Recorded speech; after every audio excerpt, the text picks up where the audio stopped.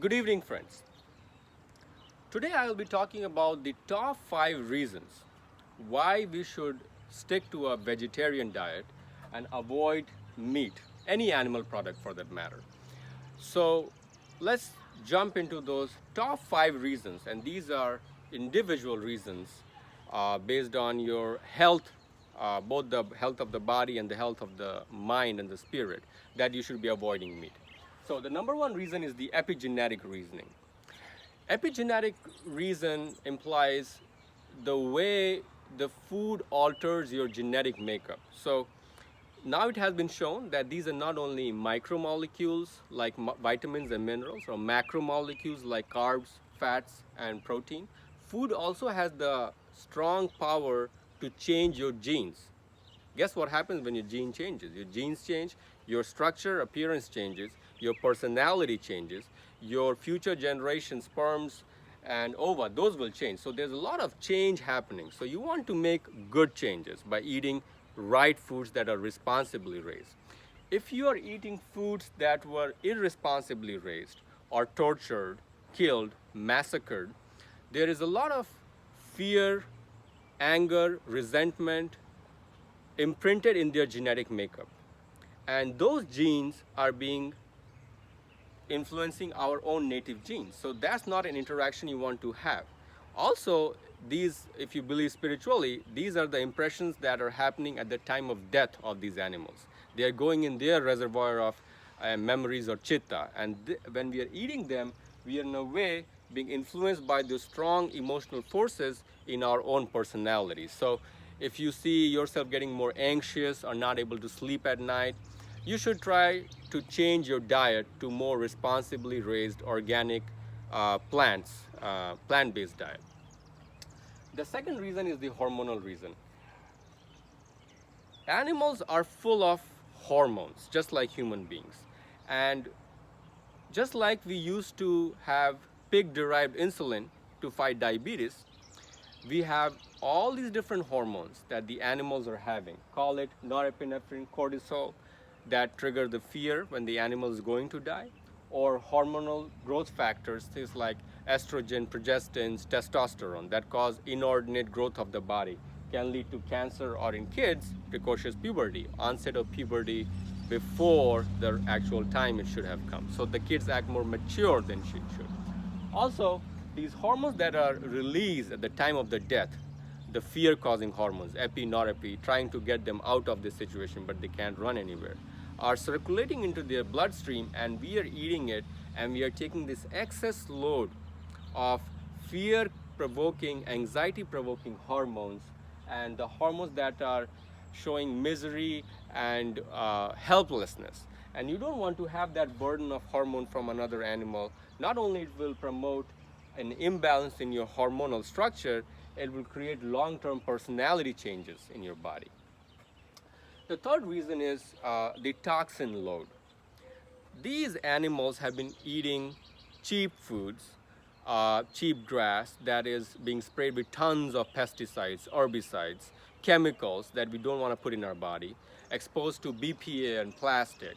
And there is a phenomenon of bioconcentration, which means as you go up the food chain, the bigger animals or the meat-eating carnivores have a higher concentration of the chemical compared to the lower organisms.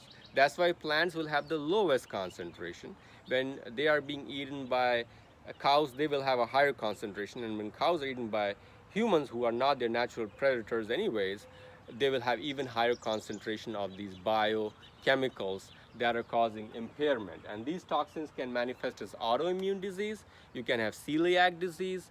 You can have a thyroid problem like hypothyroidism or Graves' disease, a psoriasis of the skin, hair loss, you name it.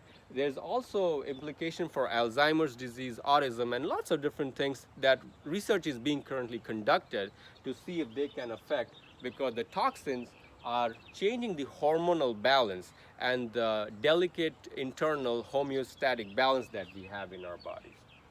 These three are medical reasons.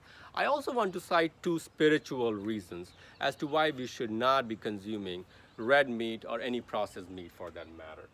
The fourth reason is a hypocritical reason. If you love your dog and you go and slaughter a baby calf, that shows a disruption in your personality in terms of creating equal compassion to all living beings. My existence should not be a source of sorrow and suffering to the poor animals that are living in this world temporarily with me. So I should not be a cause of their misery and their cruel death. And when you say no to meat, you are ending the demand for the red meat and the factory farming processes that are creating a lot of misery in their lives. But on the hypocritical portion, if you are loving one animal and hating another when both of them were not harming you to begin with, you are creating hypocrisy in your personality. Now you are loving your wife and having feelings for your girlfriend. So this will disrupt your whole spiritual, harmonious balance inside the house, your relationships with your family members, your relationships and professional dealings with other individuals. The last reason is the karmic reason or the tamasic reason that is inculcated by consumption of red meat. When people say, I enjoy eating meat, because meat is a source of great enjoyment to my taste buds. So there's a dopamine surge, and that's just similar to food addiction, you know. They get this pleasure sensation from eating meat. The problem is, how far are you going to take that burden of enjoyment in your life? Say you have eaten all the cows and the pigs that this planet had to offer you. Would you go ahead and eat your dog? That raises the hypocritical reasoning. You probably will have a thought about getting more meat in any way you can because you have become addicted, just like cocaine, to red meat. So would you eat your dog? And would you extend that conversation and that train of thought to eat your neighbors, your family members? What about eating yourself? Because you don't have any meat left anywhere in the world. So there is a dopaminic moral transgression, and you don't want to go down that downward spiral where you feel helpless in your activities when you cannot control them. So it's very important to not follow the tamasic pathway, because this is ignorance, insensitivity, inertia of continuing. There is compulsive activities to create happiness. That is the difference between pleasure and bliss. Pleasure is compulsive activities that you have to engage in to create transient happiness. Bliss is your sattvic, non-attached feeling of light and happy persistently, that is not being altered or being habitual in any way. So vegetarianism makes you a blissful person. Meat makes you a tamasic, pleasured person for a short period of time. Now, if you do have to eat meat for various reasons, because of your addictions, because of your beliefs, I would recommend eating animals that are away phylogenetically or evolutionarily from the human. So obviously don't eat another human being. Also try not eating any mammals, cows, goats, pigs. And the next level would be to avoid eating birds, and then would be the amphibians, and then would be the Pisces of the fishes. So fishes might be a little more acceptable than chicken. Chicken might be a little more acceptable than eating cows, pigs, and obviously try not to eat yourself when you get desperate.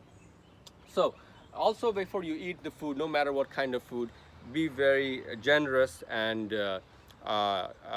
remember the God and the sacrifices. Make the food as a sacrifice, unconditional love to God. Thanks for offering me the food, because that way you're praying to the food to nourish your body, and you are trying to create the epigenetic phenomenon of nourishing my body and not harming your body, because food is your medicine when taken in the right proportion, and excess of food or gluttony will lead to various complications.